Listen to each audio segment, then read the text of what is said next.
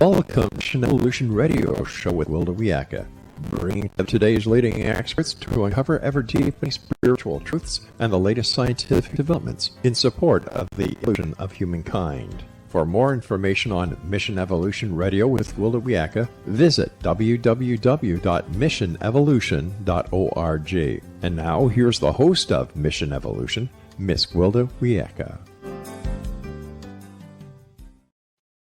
Hello. Thanks for joining us on Mission Evolution. We're coming to you on X-Zone TV and Simul TV from our broadcast studios in St. Catharines, Ontario, Canada, bringing the latest evolutionary information from today's leading experts. This hour we'll discover dreams as medicine and magic.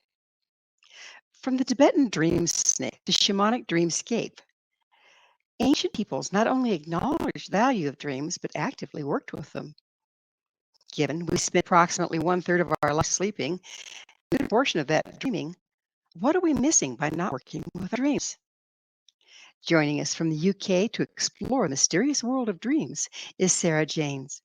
Sarah is the author of Initiation to Dream Mysteries, Drinking from the Pool of Mnemosyne, researcher, public speaker, and workshop facilitator. She runs the Explorers Egyptology lecture series and curates Dream Place, a reawakening of the temple sleep tradition of antiquity by blending dream incubation, philosophy, art, science, and symposia at sacred sites in cities around the world. Her website, themysteries.org. Sarah, thanks so much for joining us on Mission Evolution.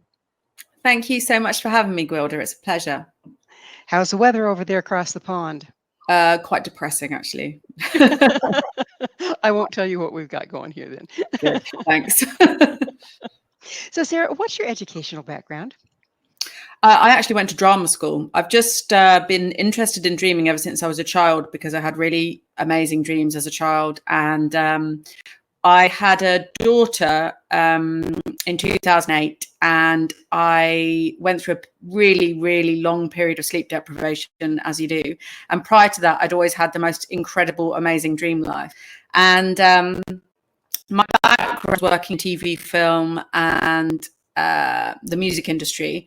And once I had my daughter and I went through this period of being able to sleep, obviously looking after a young baby, I decided that I didn't want to do late night types of work again. So I thought I might like to go to university and study something along the lines of anthropology or neuroscience or something like that.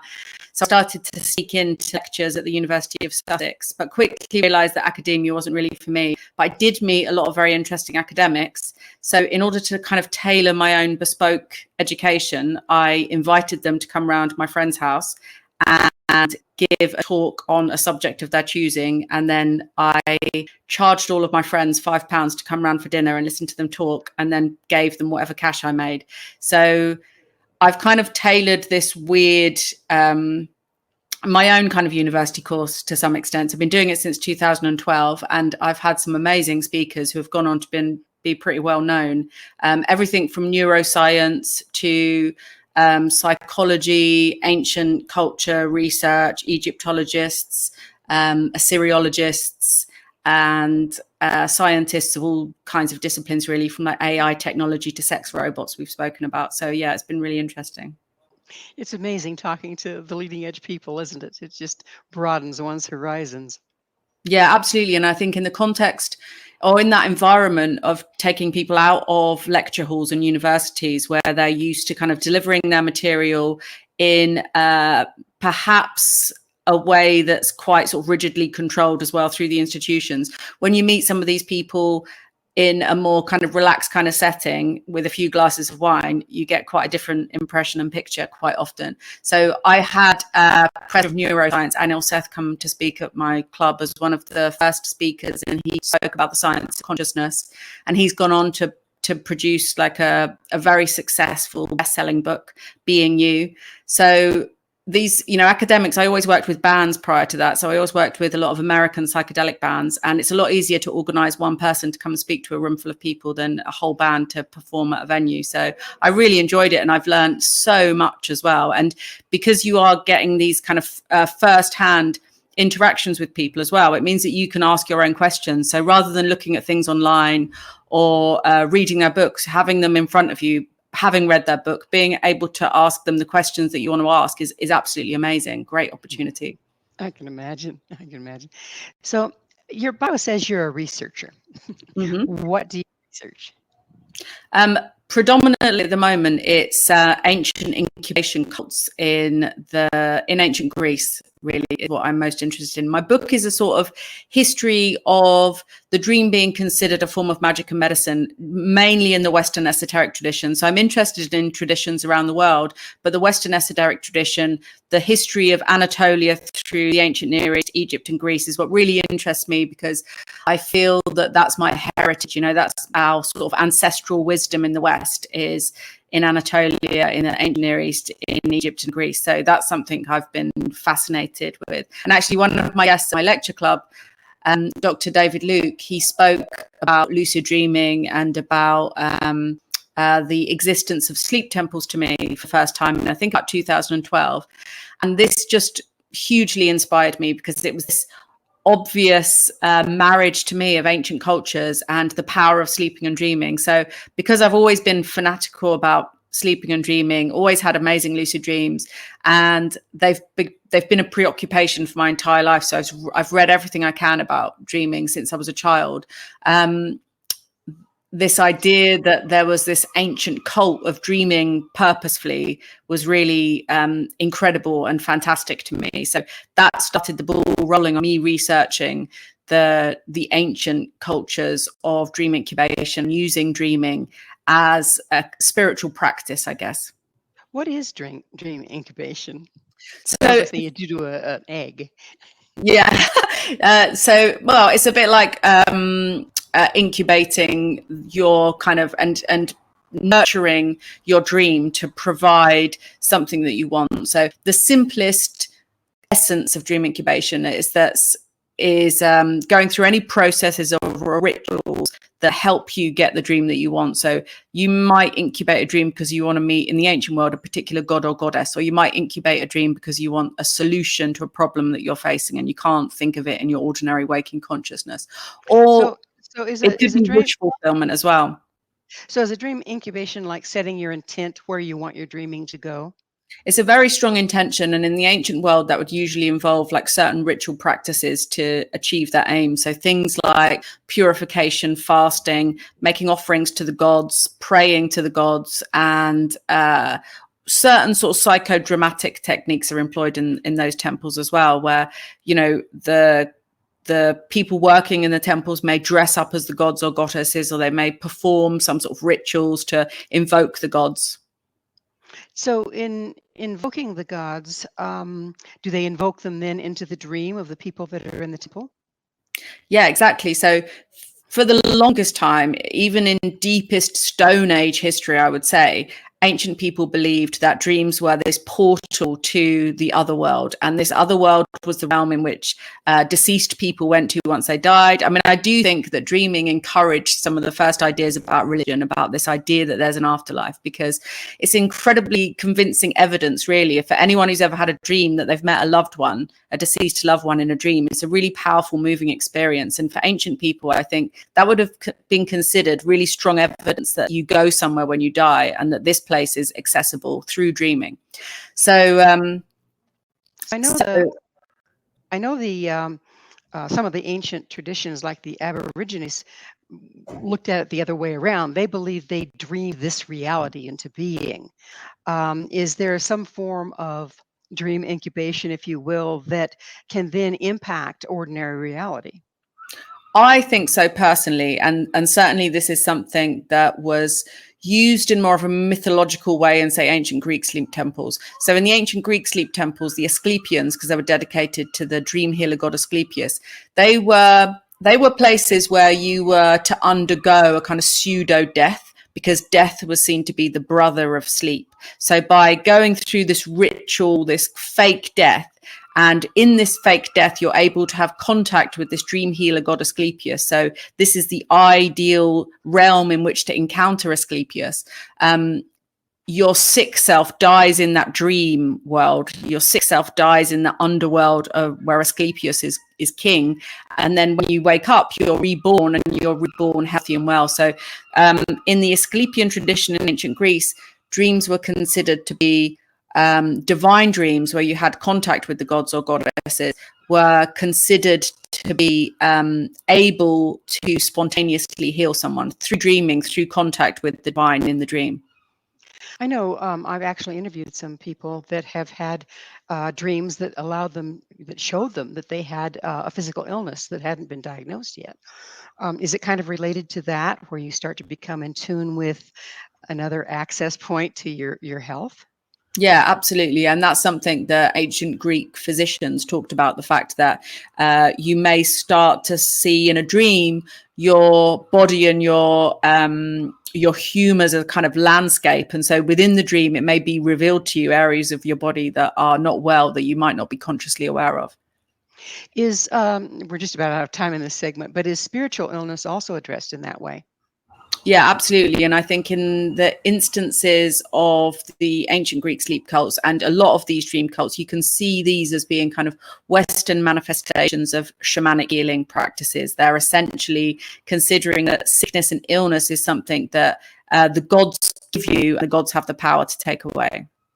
So the shamanic healing traditions, was this practice, would you consider what was going on in the ancient dream temples in Greece shamanic in nature?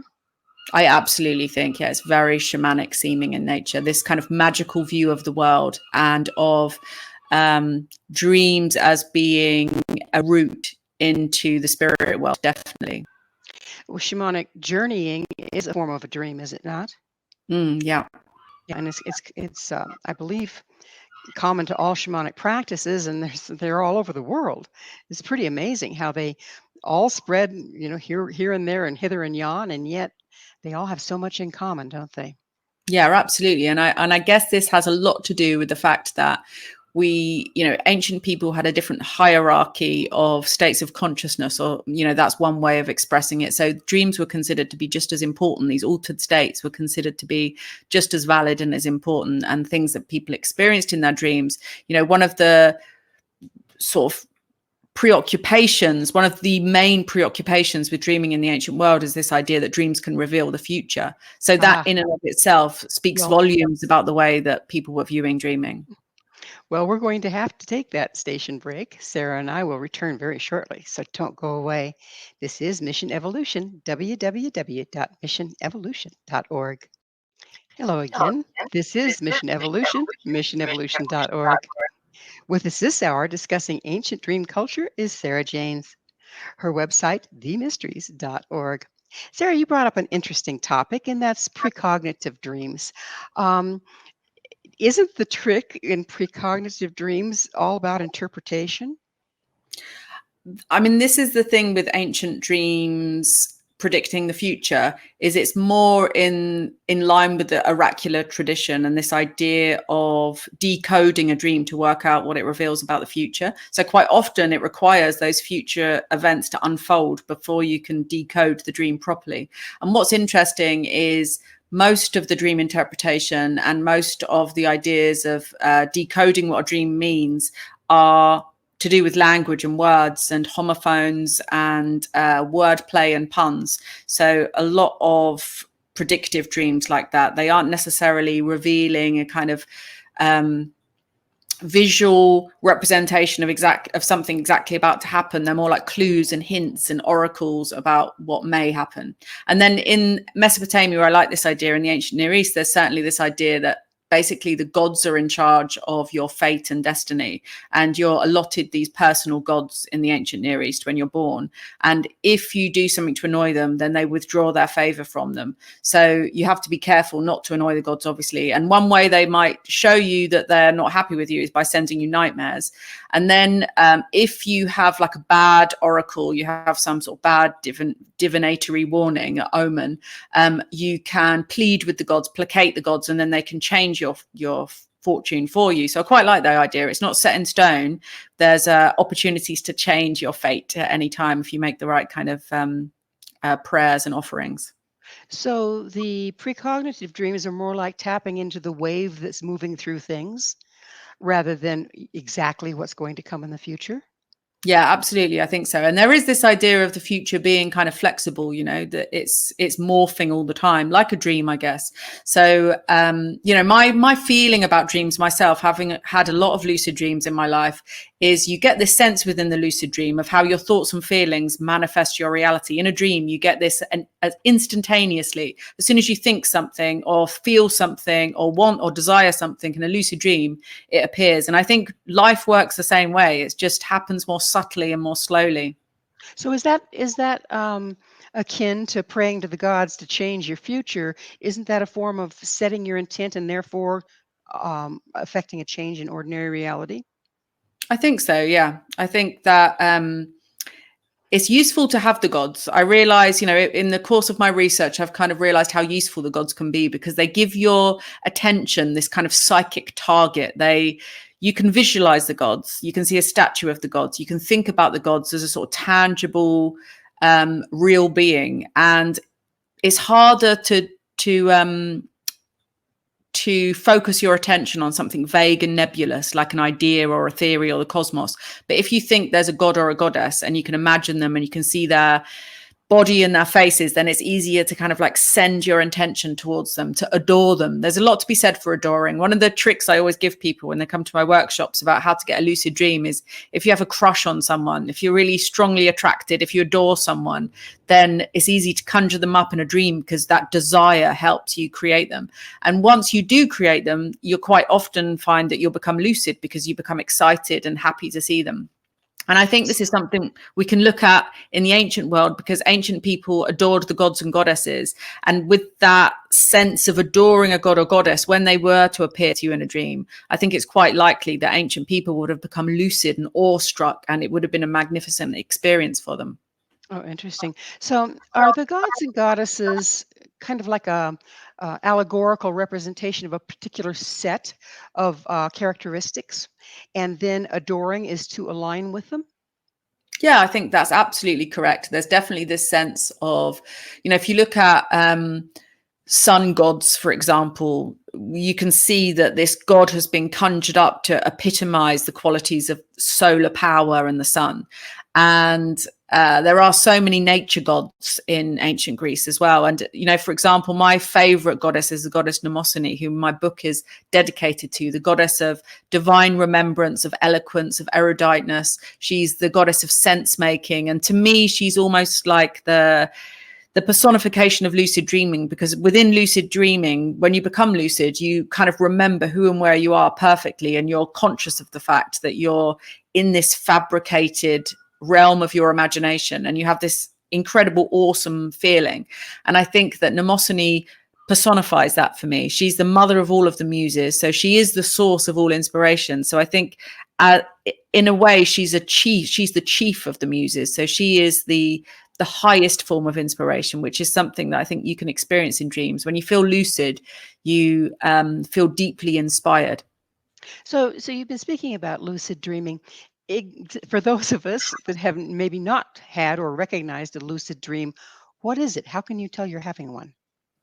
Well, for me, a lucid dreaming is knowing who and where you are when you're in a dream. And this often for me comes with this deep sense of like bliss and ecstasy. Quite often it's like a full body experience being in a lucid dream. Scientifically speaking, neuropsychologically speaking, your frontal cortex is activated. So you're able to access self-critical thinking and self-reflection, critical thinking, and you just know who and where you are. The dream world is very sort of tangible and real feeling. Often people describe it as being more real feeling than ordinary waking reality. So that sounds really exciting in that you're who you are, you think like you do, but you can fly, or you can, okay, got it. Now, Well, can you you have this sense as well in a lucid dream that it's more than being an avatar in an imaginary realm. It's this incredibly expansive sense of the fact that you are the entire universe that you're dreaming up. So when you fly in a lucid dream, it's not like you're an avatar flying through this alien space. It's like you are the entire space. So you're the air that lifts your body up as well. It's an amazing feeling. And I think that in terms of consciousness research and memory research, we should really be looking at lucid dreaming, because I think it offers this incredible window into understanding how we work as human beings and how we connect with the rest of the world. It sounds very much like you're talking about a form of joining with a unified field. Yeah, there is this sense of ecstasy, which I think is quite interesting in lucid dreaming. So you definitely get this sense of bliss and ecstasy when you're fully lucid in a lucid dream, and that sense of being able to manifest what you want when you want, and to morph and change your reality is extraordinarily empowering. It's why I think lucid dreaming is a lot of potential for self-therapeutic practices as well. So if we create something while lucid dreaming, does it make it easier then to create it in ordinary reality? Oh, absolutely. I think lucid dreaming is this perfect realm to work magic, to manifest things that you want to happen in your real life. And the more you kind of conjure up your desires in the dream realm, the more likely you are to see these things happening in your waking reality. I mean, if you think about it, human beings really are just the stories they tell themselves. So we can change our lives in so many different ways. And often we get stuck in a rut and these things seem incredibly difficult. But lucid dreaming and really having wonderful dreams is a hugely enriching aspect of life. So some of us are more gifted than others as far as being able to access the dream realm, remember our dreams. Is there a way that we can develop this skill? Well, one of the kind of stock answers is always keep a dream journal. Like writing down your dreams really does help, because I think lucid dreaming is deeply entangled with memory. So any memory exercises you can do, any supplements, any nootropics that are good for cognitive function and memory can be really useful for lucid dreaming, like lion's mane, for example, is a useful one, and ginkgo biloba and things like this. Anything that improves the memory tends to improve dream recall. And then the more dreams you can remember, the more likely you are to become lucid as well. So I've also heard that the B vitamins, I think B6 in particular, Yeah. can be useful because neurologically it sharpens Yeah, I things think up. that's true as well. I always find that I have more potent lucid dreams after I've had a steak for dinner. I know some people that would really appreciate that advice. So if you're starting to have lucid dreams, are you able then to direct the dream itself? Yeah. So I think lucid dreaming is kind of a spectrum. So some lucid dreams, you can literally tear the fabric of that dream reality. Other lucid dreams, you're fully conscious within the dream, you know who you are, and yet you're not able to exert that much influence. So I think that it's less cut and dry and less black and white than it necessarily gets represented. And I think that there's a whole sort of palette of lucid dream type experiences you can have. So if we're lucid dreaming and we're working with dream incubation, can we find ourselves lucid dreaming around the topic or the people that we want to? Yeah, absolutely. So setting an intention, one thing I would say about trying to encourage lucid dreaming is just make a ritual out of going to bed every night. Or if you're really tired at the end of the day and you don't have a lot of headspace for creating this ritual, perhaps you can allot some times for afternoon naps, because afternoon naps quite often can be lucid, because we tend to have quite shallow sleep during afternoon naps. And quite often there is background noise or there's more light than we would normally experience. So afternoon naps can be really great.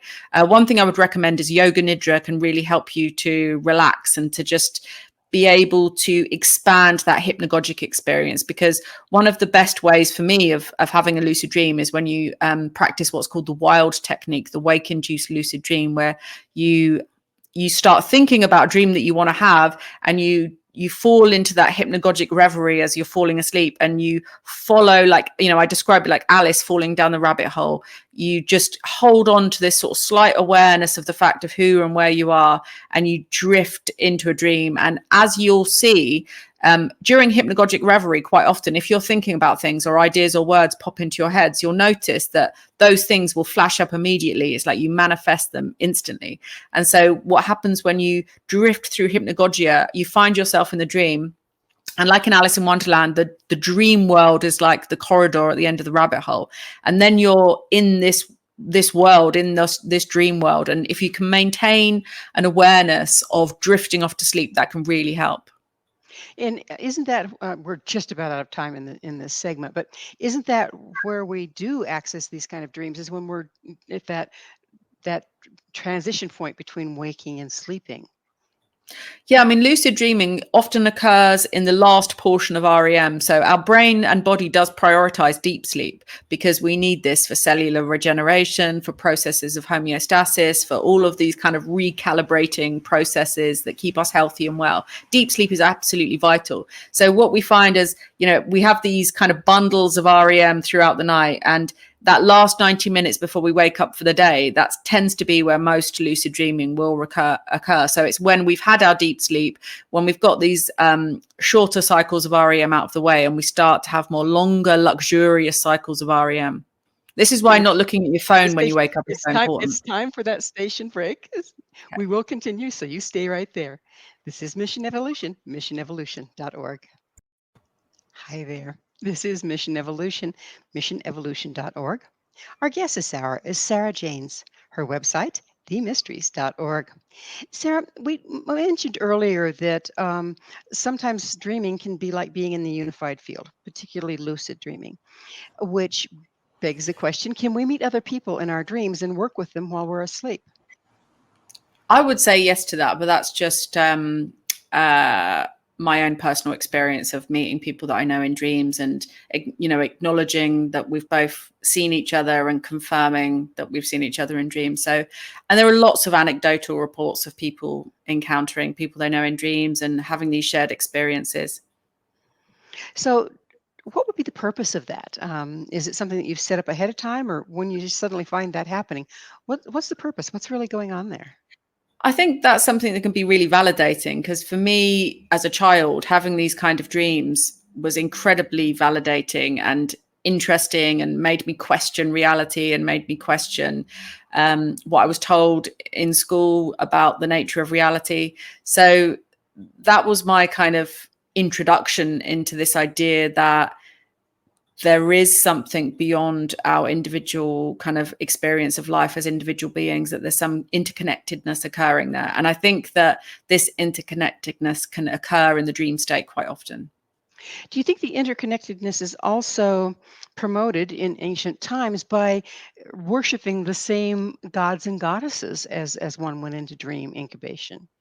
Yeah, I like this idea that you were mentioning earlier about, when you're adoring a god and this god has certain qualities and everyone's getting high together on this feeling of adoration, that they somehow, I think they unify in this sense that they have in their bodies and minds of just adoring. I went to my local church recently, and I got this real sense standing in the audience there, that when people were having this kind of ecstatic experience listening to music, that they were kind of joining up vibrationally in a feeling sense. They were just lifted up by that sense of adoration as an audience. That certainly starts to make a lot more sense out of the ecstatic dancing and worship that was done by indigenous peoples. Yeah, I recently visited Elefsina, the site of the sanctuary of Persephone and Demeter in Greece, just south of Athens. And I had this real sense there. This is where the mysteries of Elefsis were held. So this was a kind of mystery cult in ancient Greece that celebrated the descent into the underworld and the rising up from the underworld of Persephone. And she's a goddess of spring flowers, and was abducted by Hades and taken into the underworld. And the mysteries involved all these initiates taking part in a big festival where they would walk something like 23 miles from Athens to Elefsina, and they would congregate at this great sanctuary. And I had the real sense when I was there this spring, all these spring flowers were blossoming, of just how ecstatic it would have been for ancient people to to feel themselves in spring into this kind of blossoming, amazing, they called it the sacred orgies, the mysteries of Alephsis, because I think there was this orgiastic appreciation for life and abundance and fecundity when the crops would start to grow again, when the flowers would grow again, when it would warm and it became just pleasant and beautiful. So let's talk about daydreams a little bit. We talked about how dreams can be precognizant, and I've had other people, express to me times when they were having a daydream, only to have it take place right there afterwards. Where do daydreams play in with this? It depends on the nature of the daydream, really. I mean, I used to daydream a lot when I was a kid, and I guess they were sort of hypnagogic types of experiences. I spent a lot of time sleeping and dreaming, so I was very familiar with that state, and I found it easy to access when I wanted to. And I think this is why children have such fantastic dream lives quite often. I do a lot of workshops with kids, and they will often tell me like great details about their dreams. And I think part of that is because they're exercising their imaginal abilities all the time. And as a child, I remember playing imaginary play was a huge part of my life. I just imagined stuff, like I could see things, and it wasn't like I was kind of going mad and having hallucinations. I was just able to hold this kind of imaginal overlap and see a kind of fantasy scenario, or give life to dolls in a house, for example, or little creatures. Or even I remember playing with a circuit board and imagining it as a city with lots of cars and people in houses and stuff. So I think children just have this natural ability to imagine things, and as we grow older we tend to focus too much perhaps on material real things, What's already there versus creating it. exactly. If you can't imagine it, you can't create it, can you? Yeah, that's a good point. I mean, I think that we probably need to reawaken our inner children a little bit. A lot, maybe. How do you think that imagination and dreams relate? Well, I think for me, when I had my daughter in 2008, I didn't dream as much. I wasn't sleeping very well, so I didn't have very good dreams. And I felt bereft. I just didn't feel like myself at all, because I felt such creative enrichment from the dreams that I had. Like every morning I'd wake up and I felt like me, because I had dreams and because I was exploring this dream world that I loved and that felt like a manifestation of my psyche and my inner world. So to lose that was really, really distressing. And then when I finally got back to lucid dreaming, I was so appreciative of it. And it really made me want to think about dreaming a bit more, think about it a bit more consciously. When I was younger, I used lucid dreaming more in terms of wish fulfillment. If I had a crush on a boy in my class, I would like kiss him in my dream, or I'd get good Christmas presents, stuff like this. And then after I had my experience of sleep deprivation, I really appreciated just how amazing dreaming is and how it can inform creativity. I like to use things and symbols that appear in my dreams in artworks, in stories. And I use story quite a lot in my book because I really love writing stories and fiction. And I wanted to incorporate stories and fiction into my book because I think that when you read a story, when you read fiction, you engage with it in a more sort of deep a meaningful way. You are able to feel emotionally connected and imagine yourself in a scene that quite often doesn't happen when you read nonfiction books. Speaking of which, I've again heard a lot of people and experienced myself where a lot of inspiration, information, things that you're going to write about come through in my dreams, or I'm just starting to wake up. I'll write down what's going through my head real quick, and it'll absolutely align with the project I'm on and the information I'm trying to bring through. How does that work, and where are we getting that information? Well, I think quite a lot of that can be put down to kind of contact with your higher self. And there's an aspect of dreaming whereby dreaming tends to work by association. So you make these novel associations at lightning speed that you aren't necessarily making with conscious waking thought processes. So dreaming can be incredibly useful for problem solving, for example, because you're able to have an overview, a dispassionate view of a situation. I think that a bit like the way psilocybin or magic mushrooms are being used in things like marriage counseling, a dream can help you see a situation from somebody else's perspective and give you this really incredible overview where you feel less emotional about sort of things that you might ordinarily take personally. Dreams can help you feel things from other people's perspectives. So when you're in a dream, and you're getting this information, and you say it's possibly coming from your higher self, what do you mean by higher self?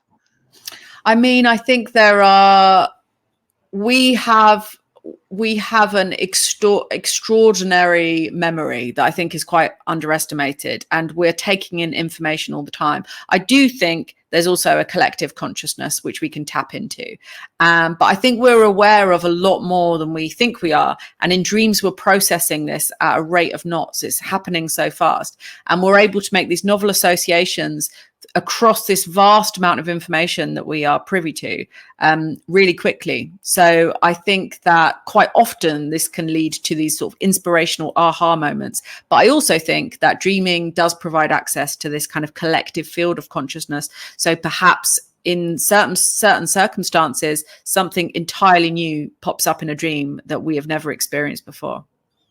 You've mentioned several times now the speed at which things happen when you're dreaming. Why is that? Why is there more speed in our dreams than there is in our waking times? I think it's a really fascinating area of study, how we perceive time in dreams. And I have a friend, Daniel Oldis, who's a dream researcher in California, and he was telling me about a study he did where he was trying to make sense of time perception in lucid dream episodes. One thing that I feel in lucid dream episodes, and he mentioned this in his study, is you know, like most people say, this idea that you can have a dream that lasts 30 seconds, but when you wake up, you feel like you've been asleep for an hour or something. So much has happened in that dream. And I think that can be true. But quite often in lucid dreams, you get this sense that time doesn't necessarily pass more slowly. In fact, in lucid dreams, people are able to count accurately how much time they think has passed, for example, like an amount of seconds. So they're able to track time, and it seems to track with our ordinary perception of time in a lucid dream. That's one of the defining features of lucid dreaming, actually, is that time seems to pass the same as it does in waking reality. And also you're able to remember a lucid dream perfectly. You won't have any issues with forgetting a lucid dream because of the way that your mind is working when you're having a lucid dream. But the experience I do have, and this is how Daniel's study played out as well, is this time expansion seems to happen because you're not experiencing time from one fixed point. You seem to be experiencing time from multiple perspectives somehow. Time just seems infinitely expanded. So there's no time, and yet you're still able to track time according to your ordinary waking perception of it. I wonder if our mind and our imagination being freed up from our body's just laying there repairing itself. So it's not demanding that much of our attention. I wonder if being freed up from the bodily experience helps with that. Yeah, I think you could be onto something there. I think that's true. And I think another thing in terms of the body and dreaming is, this is one of the things I don't understand with regards to the study of consciousness, even in taking the most materialist, reductionist view possible, that consciousness resides in the brain. That's ridiculous, because the brain is just part of our body and our organism. So even the most materialist, reductionist tests of consciousness should be scanning the entire human organism, because it doesn't make sense to just look at the brain. I've always found that really peculiar. And I think with regards to dreaming, we're also experiencing the world in a different way. We're having this like full body experience. As you say, we're paralyzed when we're sleeping and dreaming. So we aren't able to move our bodies. The only things that move are our eyes, and we're obviously still breathing. And I think you can make tiny micro movements in your fingertips. It's that time again for another station identification here. So please stay with us. Sarah and I will continue to explore the hidden power of dreams. This is Mission Evolution. www.missionevolution.org. Welcome back. This is Mission Evolution, missionevolution.org. This hour, our expert guest is Sarah Janes. Her website, themysteries.org. Sarah, I know we've danced around it and spoke of it a little bit, but let's go a little deeper into dreaming and healing and how dreams can be healing. Well, that's very interesting, isn't it? That's something that I'm particularly interested in, looking at all of the research from especially ancient Greek sleep temples, where this is really well documented. They were apparently successfully healing people in dreams throughout 2,000 years. The Greek medical system started off as being mostly a sort of magico-religious healing modality, so mostly healing because of spells, magic, and ritual, and then slowly developed into more surgery, medicine, and just the ordinary kind of doctoring and physician types of interventions that you might expect these days. But, you know, one of the things I find incredible about the ancient Greek tradition is they had this fantastic sense that I think we need to get back of holistically healing people, thinking about the place where they were being treated as being beautiful, aesthetically beautiful, full of nature, full of beauty and trees and flowers and pure water and springs and all these kinds of things. I think we need to bring back into modern healthcare, because I think there's a sense that I certainly get from looking at ancient Greek ideas about healing, that there was this idea that people could be healed by harmony, by beauty, and by contact with nature. And I think a lot of this does probably stem from the fact that I don't think ancient people overly identified with self, perhaps in the way that we do these days. I don't think that they saw themselves as entirely disconnected from their community or the rest of nature in the way that we often do these days, because we have so much less access to nature, and we have so much less access to, say, proper dark skies where we can see the stars and we can have some sense of the fact that we exist on a planet. It's our great loss, isn't it? Because there's a certain amount of balance that our body needs. I mean, our body came from this world, right? And then we separate it from it, to our great detriment, I would think. Is that what you're talking about? Yeah, absolutely. I think that I was just watching some Studio Ghibli films with my daughter recently, and they really kind of they really celebrate the beauty of nature in these films, and you get this incredible sense of how awe-inspiring nature is. When I think about the most awestruck I've ever been in life, it's always in nature, looking at like incredible vistas, looking at the stars, looking at sweeping valleys, or just magnificent sunrises and things like this. And I think our culture is sort of accidentally depriving us of these things. And something like the night sky, you know, the deeper I dug into my research in terms of the roots of these sort of ideas of spiritual healing and divine healing in dreams and gods and goddesses associated with dreaming, the more I realized that these beings all came from the stars, because people just adored the stars. People believed the stars were gods and goddesses, and the planets were gods and goddesses, and they were the ones influencing life on Earth. And I think because of the fact that we have so much light pollution these days and we are addicted to devices, we don't recognize the fact that we exist on a planet in the middle of the cosmos enough. And these kinds of things are enough to make you realize that your life is insignificant in terms of the universe, but also extraordinarily fortuitous that you exist at all. So, how does dreaming then relate to reconnecting with the natural world? Well, so in these ancient Greek healing sanctuaries, for example, they were always in really beautiful natural locations. So I've just come back from the sanctuary of Asclepius at Epidavros, and this is just in a really beautiful location. You can see the sea is surrounded by mountains, it's surrounded by trees, and all of the healing sanctuaries would be encircled by this sacred grove of trees. And this, I think, somehow separated the world of the mortals from the divine sanctuary within, because this sort of self-contained city that made up this healing sanctuary was very much set apart from ordinary space and time. It was this place where the god could actually appear to mortals, and people would one of the rituals was eating a feast with Asclepius, with eating food, sacred food, and this was a kind of early form of communion. Oh, isn't that interesting? I hadn't put that together at all. So, let's get into a little bit into the magic portion of dreaming. You talked about rituals. How does magic play into dreaming?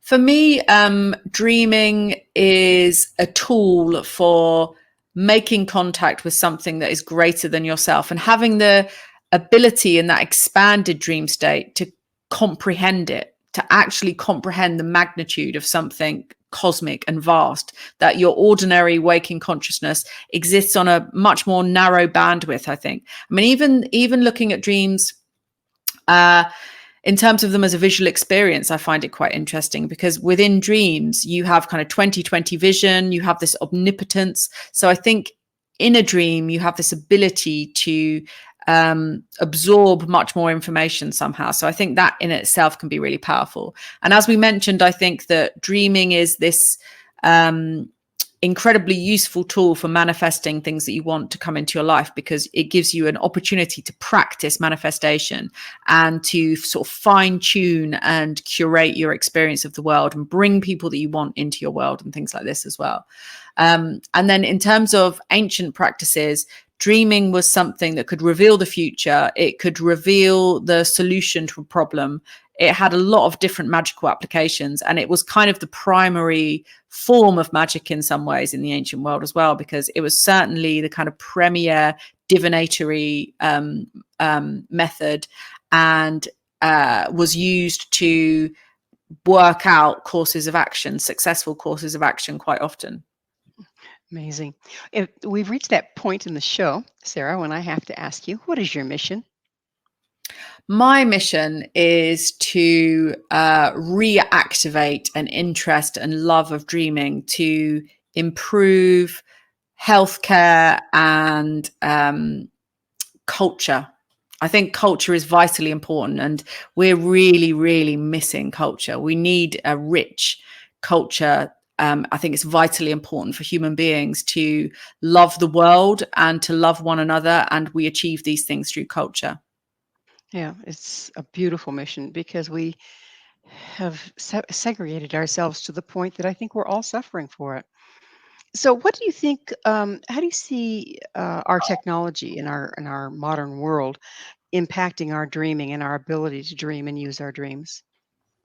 Well, one of the sad things with technology that I'm noticing more and more is it's hugely impacting culture. People just can't be bothered to do or make anything anymore because they're so horribly distracted by banal, uninteresting things on their devices. I think it's really sad. They'll spend hours scrolling through ads for things and not creating. I think we need to return to creating, and dreams are a vital source of creative inspiration. So I think that if we can get back to dreaming, then we can be inspired to create things in the world that will inspire other people. I actually do think that virtual reality and the way that technology is moving might accidentally end up encouraging lucid dreaming, because the way that we engage with tech and devices at the moment is all on flat screens, or for the most part is on flat screens and scrolling. And virtual reality does involve looking into a sort of 3D imaginal space, much like a dream does. So I actually think that there's been this unhealthy entrainment of looking at flat screens and devices and scrolling rapidly up and down. And what virtual reality might do is mean that more people are generally looking through virtual reality headsets and seeing things in this 3D space, you know, in the same way that we do in ordinary waking consciousness when we walk around. So that could end up meaning that you're more likely to have lucid dreams because your eyes are practiced in this way of looking at the world. And there is evidence to show, there's a few papers written, I think, on the fact that gamers actually have more lucid dreams because they're using these virtual reality headsets and they're exploring a 3D space. So a lot of it is about visual entrainment that can be really helpful for lucid dreaming.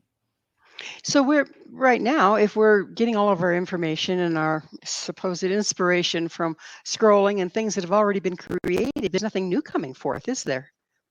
There's not a lot, is there? And I think even in terms of, you look at the average high street these days, and you look at the average new build or new housing place or new hospital, there's no culture there. There's no beauty. There's no sense of the aesthetic. And I think that beauty and harmony in our environments could actually heal people in subtle ways. If you're somewhere beautiful as opposed to somewhere ugly and horrible, where you have views of nature, where the air is clean, I think we used to have this understanding of healing up until incredibly recently, and more we are separating ourselves from the natural world, from the sense of needing and requiring beauty. It's not a luxury. We should be investing in it.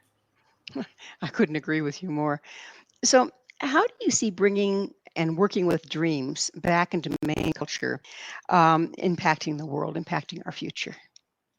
I think they can help us problem solve. I think dreaming can be incredibly useful for making novel solutions to problems that we haven't encountered yet. So I think it actually could be employed in corporations and businesses, that people spend time dreaming and sleeping and napping to have good inspirations. And inspirations that come from dreams are quite often very good. I don't know how many inspirational dreams, really terrible leaders have had, but there's plenty of information about people, artists and creators and kings and queens having inspiring dreams that have helped them to make good decisions. So I think dreams often offer really good solutions to problems, and it's something that we could reincorporate back into our culture. And I think children need to rediscover dreaming. They're the most important ones, and that's the biggest tragedy as well. If children are on devices and therefore neglecting their dreams, and therefore not given the space to develop themselves in dreams. I think we actually develop ourselves in dreams. You know, babies spend an inordinate amount of time in REM. They spend something like 80% of their time in REM. And I think during that time period, they're constructing their ideas of themselves, they're constructing their inner world, they're creating a memory palace or psychic architecture of who they are and where they are and why they are. And without that, they're going to be lost and zombie-like. And I think it's really important that children, especially young children, don't use devices too much, because they're horribly distracting and addictive, and they atrophy imaginal capabilities. Absolutely, they do. Well, unfortunately, time has just flown and we're now out of it. Sarah, thank you so much for coming on the show and sharing your wisdom. Thank you, Gwilda. It's a real pleasure. Thank you for having me. Our guest this hour has been Sarah Janes, the author of Initiation into Dream Mysteries, Drinking from the Pool of Mozin. Her website, themysteries.org. This has been Mission Evolution with Gwilda Wiyaka. For more information or to enjoy past archived episodes, visit www.missionevolution.org. And please be sure to join us right here next time as this mission continues, bringing information, resources, and support to our evolving world.